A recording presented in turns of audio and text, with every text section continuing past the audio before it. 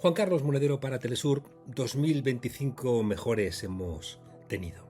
2025 ha sido el año del declive de Europa, del auge de China, del pataleo peligroso de Estados Unidos, del despertar convulso de África, del genocidio intolerable en Asia y de la disputa abierta en América Latina. Quien conozca la historia de Europa tiene necesariamente que vivir en la paradoja de ver al viejo continente como parte de la historia de la civilización y, por lo mismo, de parte de la historia de la barbarie. En el ADN europeo está el colonialismo, que es la fuerza más relevante para sembrar la intranquilidad mundial que Europa ha legado al planeta desde el siglo XV. Entendamos que el patriarcado no deja de ser una suerte de colonialismo del poder y del pensar ejercido por los hombres sobre las mujeres, de la misma manera que el clasismo que acompaña al capitalismo desde sus orígenes no deja de ser un colonialismo empresarial y rentista sobre los que no tienen más posibilidades de supervivencia que sus propias manos, que su fuerza de trabajo. El colonialismo reposa sobre la convicción de alguna suerte de superioridad sobre los negros, los amarillos, los pardos, los cobrizos, los gitanos, los mestizos, también por supuesto sobre las mujeres, sobre los pobres, sobre los que habitan sexualidades particulares, creencias particulares, edades particulares.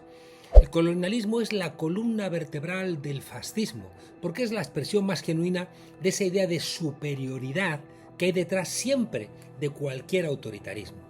La superioridad sobre otros pueblos, sobre otras razas, tiene la fuerza incluso de cautivar a las mujeres y a los trabajadores, que pueden dejar de lado las cuestiones de género o de clase y ponerse a vibrar con el nacionalismo, con la lucha contra los inmigrantes, con el imperialismo o con la guerra. 2025 ha alimentado el colonialismo. En 1823 el Plan Monroe dijo que América pertenecía a los norteamericanos. Simón Bolívar vio con claridad que los Estados Unidos iban a ser una plaga para el continente. No podía imaginar que después de la Segunda Guerra Mundial esa plaga iba a extenderse ni más ni menos que por todo el planeta. Sustituirían a Gran Bretaña como imperio. Hoy ven zozobrar esa hegemonía y dan zarpazos. Los imperios siempre tienen paredones de fusilamiento y mazmorras. No entendemos el mundo desde 1914, por no irnos a las guerras napoleónicas del siglo XIX, sin las pretensiones coloniales. Millones de muertos por todos sitios. Los soviéticos y luego los chinos fueron los que más muertos pusieron en los frentes de batalla de la Segunda Guerra Mundial para parar a los nazis y a los japoneses. Desde entonces ni África ni Asia han dejado de estar en guerra. El año de 2025 que despedimos nos ha vuelto a traer las pretensiones imperiales norteamericanas, la insignificancia de Europa, la emergencia de China, la masacre en Gaza, la desestabilización de Oriente Medio, las guerras en África con el bombardeo reciente por parte de Estados Unidos, de Nigeria, en su estrategia de frenar la descolonización del Sahel. También la disputa entre la izquierda y la derecha en América Latina, los bombardeos en Irán, Bad Bunny en la Super Bowl y la crisis del certamen de Miss Universo. La flotilla de la libertad de Gaza, la relatora de Naciones Unidas para los Territorios Palestinos, Francesca Albanese, los miembros del Tribunal Penal Internacional o el coraje del pueblo palestino forman parte de la esperanza de un mundo que, pese a todo el dolor, no se rinde.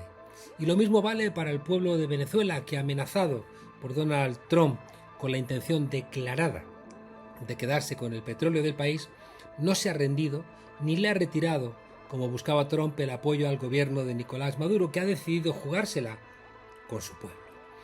En Europa solo hay malas noticias. La guerra de Ucrania, que debía haberse terminado por lo menos hace 3 años, continúa porque a los Estados Unidos le interesó que los europeos rompieran con Rusia y garantizar así la insignificancia de la Unión Europea. Las relaciones comerciales entre Alemania y Rusia, con el gas como vehículo de unión, pues iba contra los intereses norteamericanos. ¿Y qué hicieron? Pues volar el Nord Stream 2. Y vete tú a saber qué documentos tendrán de los dirigentes alemanes. El documento de la Estrategia de Seguridad Nacional norteamericano, presentado este mes de diciembre, donde se recupera el Plan Monroe, ahora con un corolario Trump, se apuesta por apoyar a las fuerzas de extrema derecha europeas. ¿Por qué? Pues porque romperían la unión, la unidad, igual que la derecha latinoamericana quiere romper la UNASUR y la CELAC. La derecha se compromete a comprar todo a los Estados Unidos y multiplicaría la presencia militar norteamericana en Europa, eso sí, con muchas banderas. La división de la izquierda y la falta de coherencia ideológica le puso alfombra roja a la extrema derecha. El panorama europeo se vistió con correajes en Italia, en Hungría, en Polonia, en Austria, en Bélgica.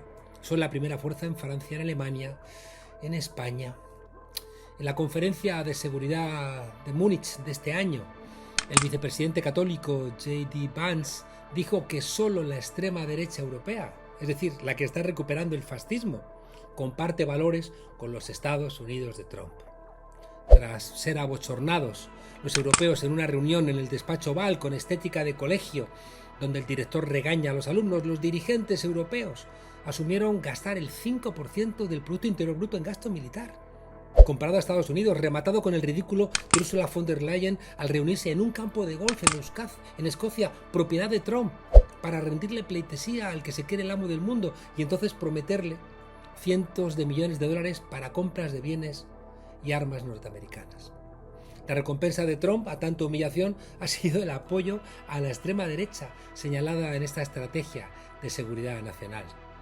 Al tiempo, en Alemania, estamos viendo cómo se está persiguiendo con comportamientos que recuerdan al nazismo a quien critique el genocidio en Gaza o explique la responsabilidad europea en la estrategia de acorralamiento a Rusia que desembocó en la invasión de Ucrania.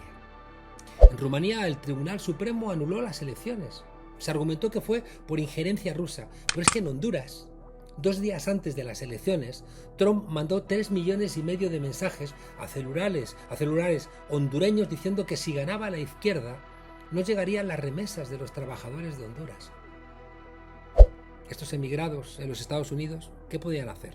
Europa cayó, igual que los hipócritas de la derecha latinoamericana y el Chile de Gabriel Boric, pese a que desde el Partido Libre se pidiera la publicación de las actas. Aquí las actas no se piden. Quien conozca la historia sabe que Europa siempre se ha guiado por intereses coloniales. Por eso ha protagonizado todo tipo de masacres en África y Asia durante el siglo XIX y la primera mitad y más del siglo XX.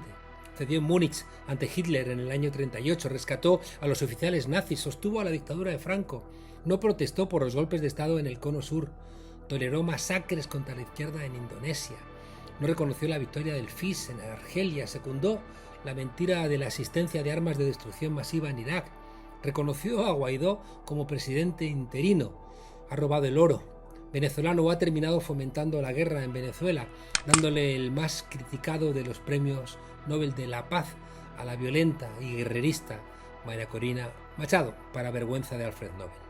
Nos quedamos con los pueblos europeos impidiendo la vuelta ciclista a España, manifestándose en todas las capitales, aunque los gobiernos les acusen de terroristas, ni más ni menos que por pedir que no se asesine a más gente en Palestina. También mostrando su repulsa a la presencia militar norteamericana en el Caribe, o presionando para que no se compren más armas a los asesinos del gobierno de Netanyahu ni se participe en Eurovisión u otras competiciones, se ondea la bandera bajo la cual se estaba masacrando a seres humanos.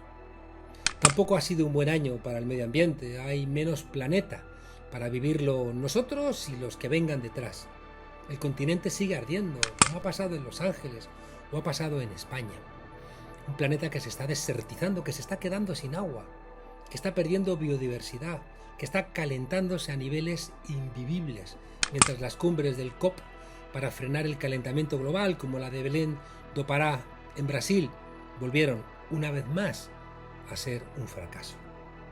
Hay un nuevo papa que estuvo a punto de generar un cisma, porque la derecha estadounidense amenazó con romper con el Vaticano si volvía a ser elegido un papa comprometido como Francisco.